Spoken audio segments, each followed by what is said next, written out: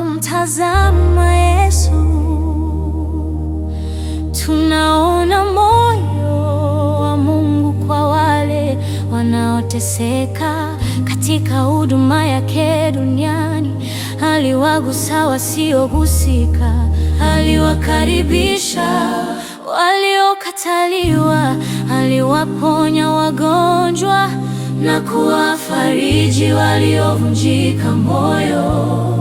Kristo huyo huyo aliyewahudumia watu wakati huo ndiye suluhisho letu la leo.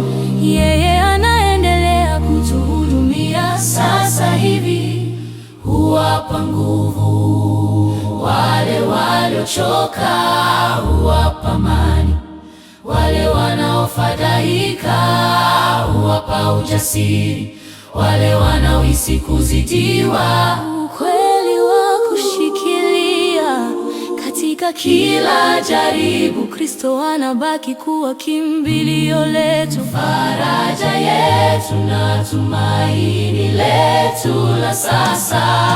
Kristo ndiye tumaini letu, Kristo ndiye nguvu yetu, Kristo ndiye Mwokozi wetu, Kristo ndiye wakati ujao wetu na suluhisho letu la milele.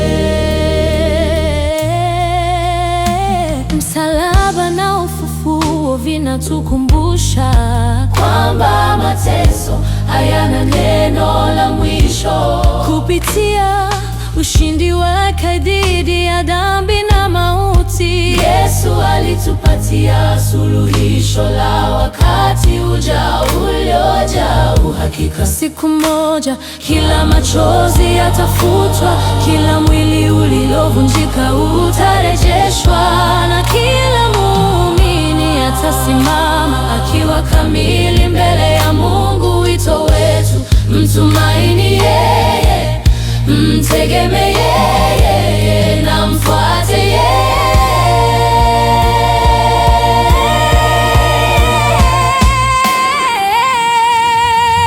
Kristo ndiye tumaini letu, Kristo ndiye nguvu yetu, Kristo ndiye Mwokozi wetu, Kristo ndiye wakati ujao wetu na suluhisho letu la milele. Hili ndilo suluhisho kuu lililoandikwa katika neno lake.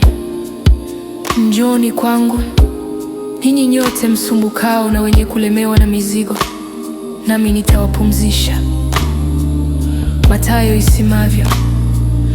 Kwa maana Kristo pekee ndiye jibu la mahitaji yetu ya ndani kabisa, tumaini la mapambano yetu ya sasa na uhakikisho wa maisha yetu ya milele.